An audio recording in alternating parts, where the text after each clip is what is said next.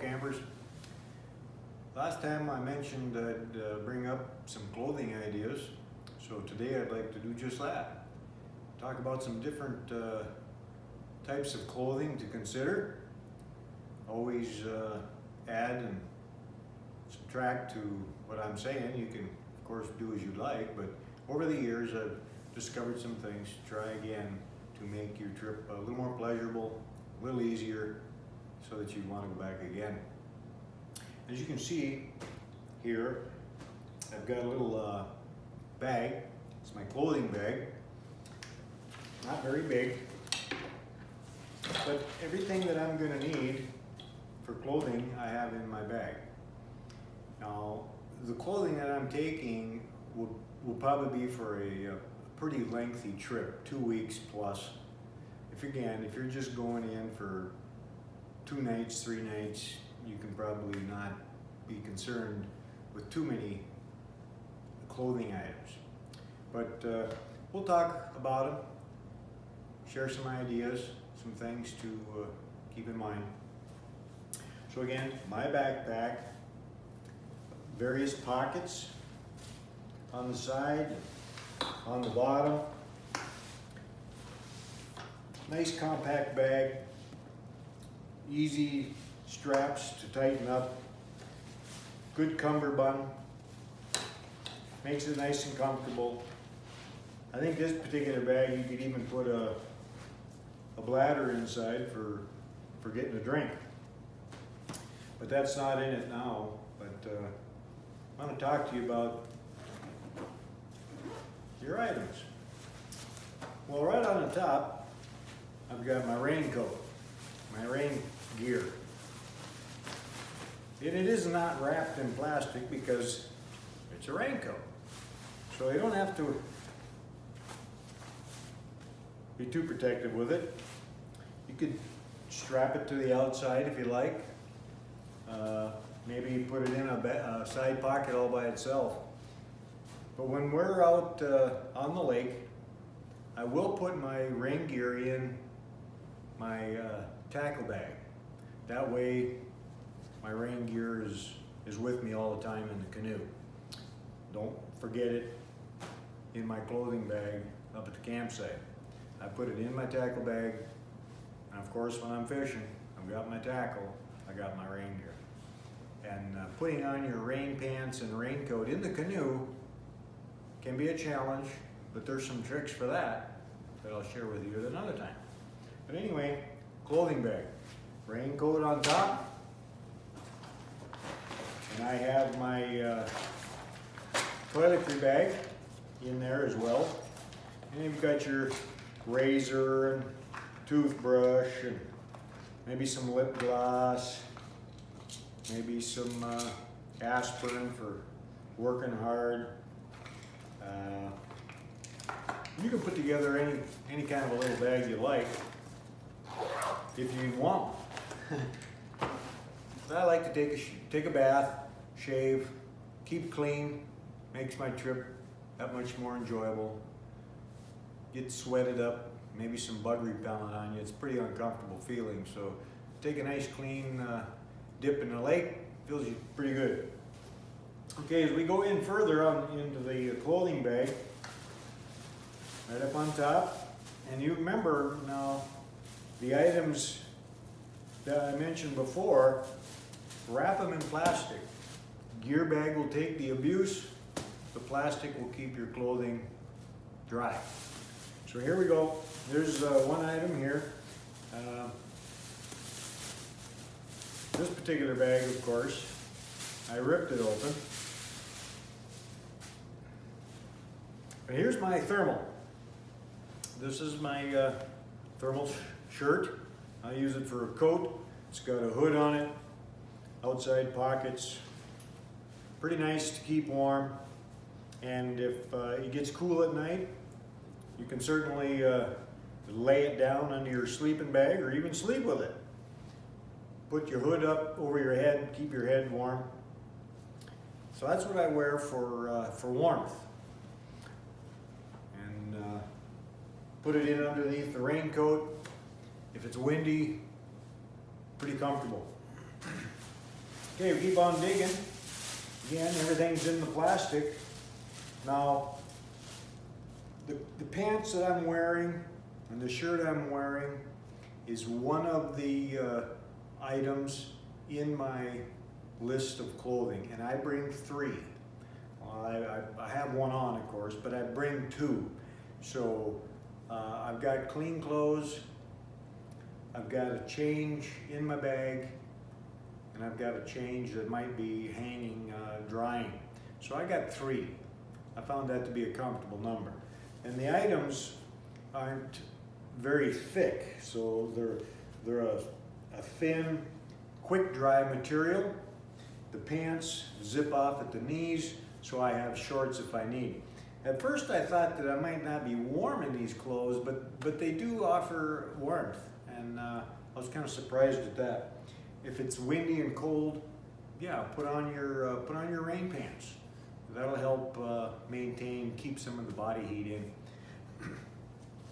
So in my bag, I will have an extra handkerchief, bandana, if you want to call it that. You could use it for many things. If it's hot outside, you can use it to make a sweatband and maybe other items. Okay, the pants that I'm wearing, they have side pockets, and that's kind of handy if you are having a handkerchief. It's easy to get it in and get out of your pocket. It isn't behind you, having to sit on it. And then sitting on a handkerchief, or sometimes billfolds, gets kind of uncomfortable. So side pockets makes that pretty easy. And if you've got some other tools like you see here on the table, maybe some chapstick, maybe a lighter, maybe some bug repellent, your Gatorade drink packet for the day, you can fit them in your side pockets, shirt pockets, so that you've got them handy. Okay, and then I keep digging. I've got my 2 undergarments in there. I've got a sleeveless t-shirt that I bring, and I can use this t-shirt underneath for more warmth. And I also have a button-up sleeveless shirt. The buttons, you can unbutton them, of course, let the heat out. All your clothing, you can layer them, of course. So don't be afraid to layer if it gets a little too chilly. So again, here's the pants I'm talking about, the zip-offs pants, side pockets, zippered pocket in the back if you have some things that you don't want to lose, like your identification, maybe your fishing license, your permits, things like that. But these clothes, thin, lightweight, and they roll up pretty small for military people or veterans. Rolling up the clothes, pretty good trick. Pretty familiar with it. Okay, and then I have another shirt, short sleeve shirt. Thin, lightweight material. Doesn't take up much room. Button up the front again. Let the heat out. One more pair of lightweight shorts. See? Get quite a bit of stuff in this bag. My socks, nice thick wool ones. Nice and comfortable. We're getting right down there. Not much left. In the spring and fall, I might bring a real thin pair of long johns to help maintain body warmth. And that's top and bottom. Here's the top. So you want to make sure you're warm and you're comfortable. And of course, the bag inside keeps all your stuff nice and dry. Side pockets, and then on the bottom of the bag, wrapped in plastic, that's my campsite shoes. A lightweight shoes, for walking around camp when I get back and my feet are wet. And your feet will get wet. Remember, you're going to get wet feet. So this bag, not real big, and it's plenty of room for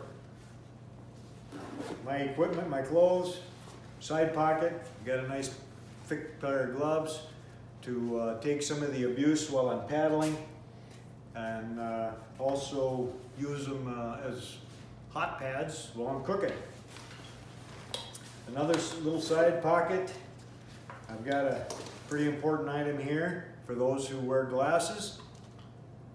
Spare pair of glasses. An old pair. I don't use this prescription anymore, but it works pretty good to take with in case you drop them. Drop them overboard. It does happen. It can happen. And to eliminate that possibility, you can get yourself a nice glasses holder, slip them on the bows, keep it around your neck so that you will not lose them over the side of the canoe. Certainly wouldn't want that to happen if you need to function with prescription glasses like I do. It wouldn't be very nice at all. I couldn't see the distance. I'd have a tough time reading my map to see where I'm at, where I need to go. So I've been up there quite a few times now, so might not need a map for the whole thing, but for whatever map you need, you better make sure that if you have prescription lenses that you protect those glasses, and wouldn't hurt to bring a spare pair. So maybe a knife, put in your pocket. So not too many things, just enough. Again, for those who are going to go out for just a couple of nights, 3 nights maybe one extra pair of pants and call it good. I mean, you be the judge. But this is what I use. This is what works nice for me and my wife. Of course, she has same thing.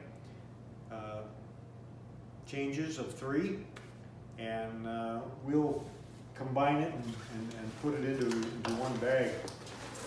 But that's what I use, and that's how it looks for me. I hope it's helpful.